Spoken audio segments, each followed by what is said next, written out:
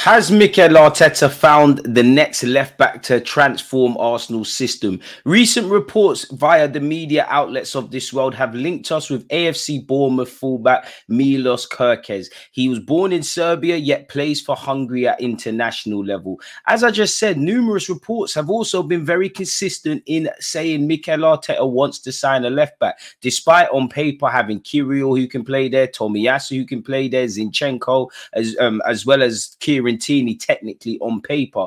And you could include Nuno Tavares if you want. You know, if you don't want to win a Premier League title, I guess you could. Long story short, there appears to be a number of fullbacks on Arsenal's books. And one would wonder, while we need to bring in a central midfielder and a striker, surely if we were to bring in a defensive body, surely it would be a centre-half or a versatile player in the same ilk of Tomiyasu and Timber. I don't really care because Mikel Arteta is paid to make the decisions, and I think in the last 2 years in particular, he has made a lot of popular and unpopular decisions, but long story short, we've been moving in the right direction. So who really cares? In relation to this guy in question, people, several clubs, including Arsenal, have been linked. You can add Chelsea and Manchester United. Several outlets once again have said Arsenal want to sign a left back. And again, what's reported in the media and what's actually happening in the real world of football are two very different things, as you lot listening know. Smash the like button, by the way. But when it's reported so many times, especially by the David Ornsteins, the Charles Watts, the Fabrizio Romanos, there at least has to be some substance to it. Could that be because Kirill and Zinchenko could move on? Is there alternative plans where Tomiyasu and Timber are concerned? Who knows, people? But for what it's worth, the more I look at this individual, the more I could see at least why he's been linked with Arsenal or bigger clubs and why he might have at some degree featured on the scouting department's list of potential targets. I mean, he's only been at Bournemouth for a year and he's already one of their standout players in their side. And there's a lot to like about him, people. I might be exaggerating a bit, but when you do your research in relation to fullbacks, he's probably one of the most exciting young talents in world football, people. And he's obviously solidified that since he arrived at the Vitality Stadium and now, you know, showing what he can do in the Premier League. As I said, he was born in Serbia. Since then, you know, he's played in England, Austria, Italy, and actually a couple of other nations. So it shows his adaptability, people, and that he's young and hungry to improve and be outside of his comfort zone. He got his first taste of international football when he played 18 times in the Hungarian second division, just aged 17 at the time, people. You know, he did join AC Milan, and many people, including myself, wouldn't have known that without doing my homework. Allegedly, a personal call from Paolo Maldini encouraged him to make the move in 2021.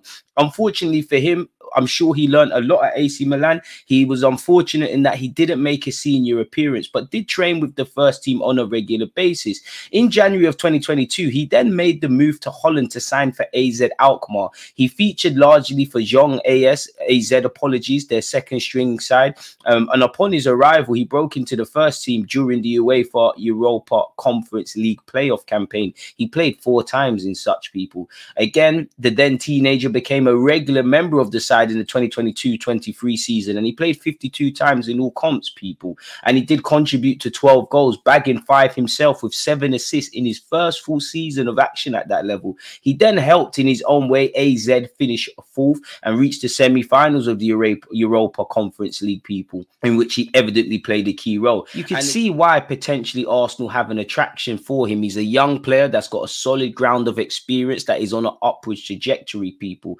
In June of 2023, he was actually nominated for the 2023 Golden Boy Award, which again, with unfortunately, these awards have a bias towards attackers, and respectfully to him, there are some other young players making a lot more noise. But the very fact that he was named amongst some certain players at the time shows that he is and was one of the best under 21 players within Europe. There's a lot of things that potentially could attract him towards Arsenal. The first I would say is his age profile. At 20 years of age, he's got a solid base of education, having played in numerous countries and things of that ilk, people, but yet he's still young and impressionable. So in that regard, you could argue he fits Mikel Arteta's model. He is, I mean, he's played 1 season in the Premier League, but I think it's fair to say he's Premier League proven. And one thing, you know, again, based on his short career, to say he's played in Austria, England, Italy, Holland, and Hungary, that shows his adaptability. He can think fast, he can adapt fast. When you look at Bournemouth, you know, they finished 12th. Their Spanish manager,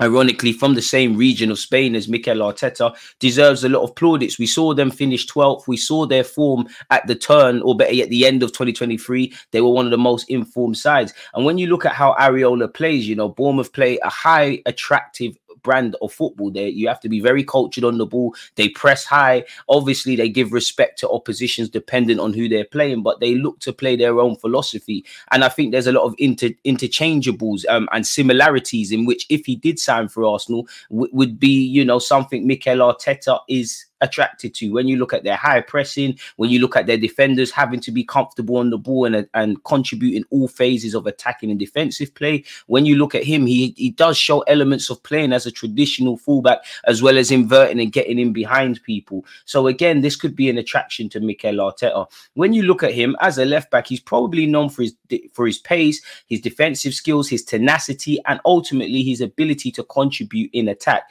I do appreciate his versatility and his work rate. He's effective both defensively and offensively. He's actually, for a fullback, got a good final ball, you know, playing passes into the opposition's penalty box, and also his crossing, which we're not a crossing side, but when you consider the height of someone like Kai Havertz, that could be an extra couple of goals this season, people. So there's a lot to like about him. You know, again, you lot know me, I'm a big fan of any fullback. I am a failed winger myself. I play Sunday League fullback.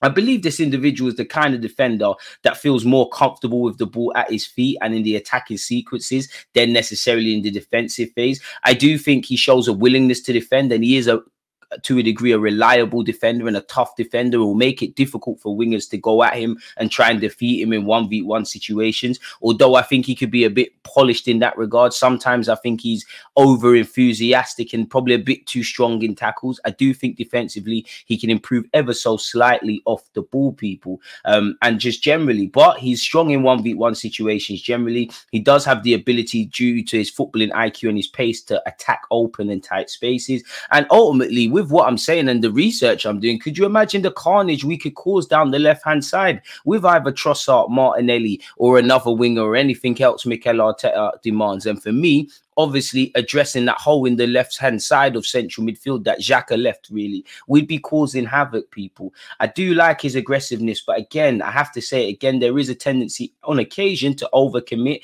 and I do think he could polish up in that regards and ultimately find balance. But for someone that's in their early 20s, do we expect them to be the finished article? Again, you know, you could just watch any game from the 2023-24 season to highlight his importance. However, I do think when you look back in the 2022-23 season, you know, I think he proved to be remarkably proficient in attacking positions and areas. He contributed to 12 goals, which again is a big uptake for Mikel Arteta. We see our defenders contribute, our attackers contribute. I always say our first attacker is David Raya, our first defender is Kai Havertz at this moment in time. So he could help us in that regards, people. Despite the fact that the season in question was actually his first season in elite high-level football in that regards in the top 5 league, he again managed to get 5 assists and 5 goals, and 7 assists in 52 appearances.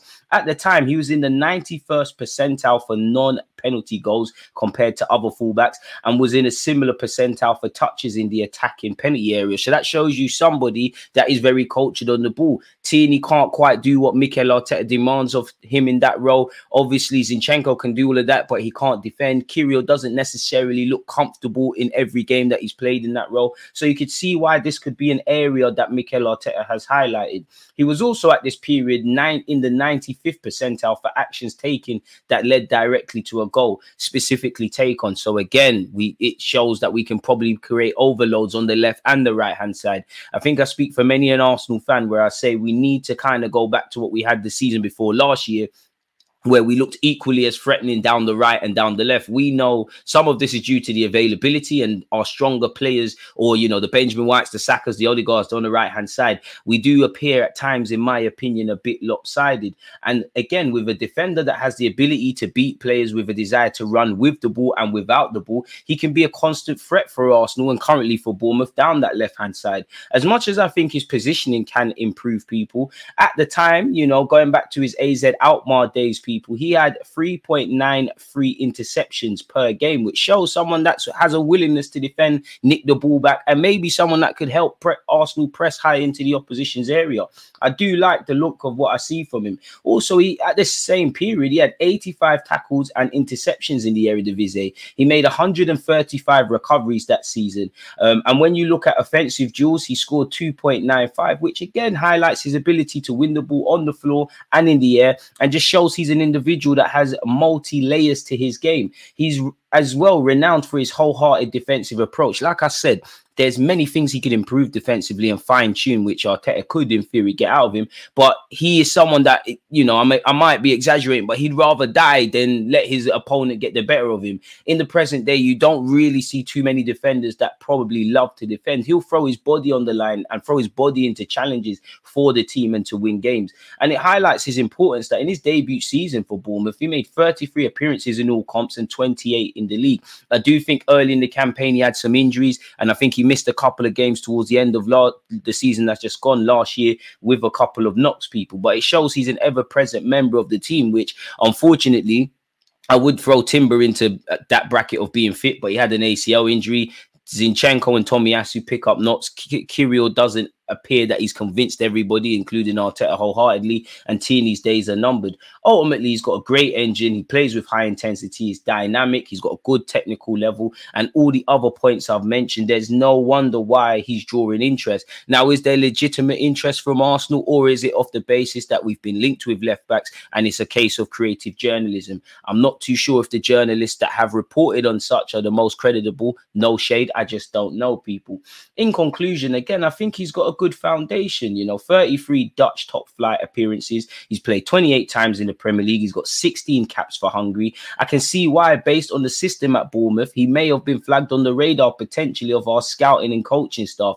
Getting a deal done may prove difficult. At the end of the day, Bournemouth, if all of these clubs are interested, they're going to want top dollar, and they've got an appreciating asset. And also, quite simply, they need him, really. You know, every team in theory wants to keep their stronger players, essentially, or they'll have to find replacements. He's basically just signed for them and already become a key player of them as they finish 12th.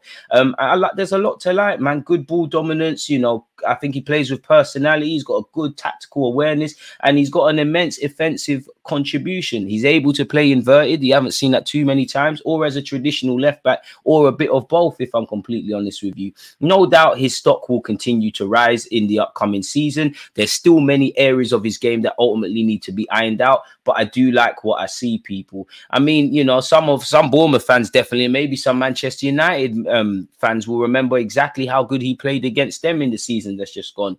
Ultimately, we don't know, based on reports, if Arsenal genuinely have an interest. We're not sure on Bournemouth's asking price, but from what I've seen of this guy, and the more I do my homework, in theory, he'd be a great addition.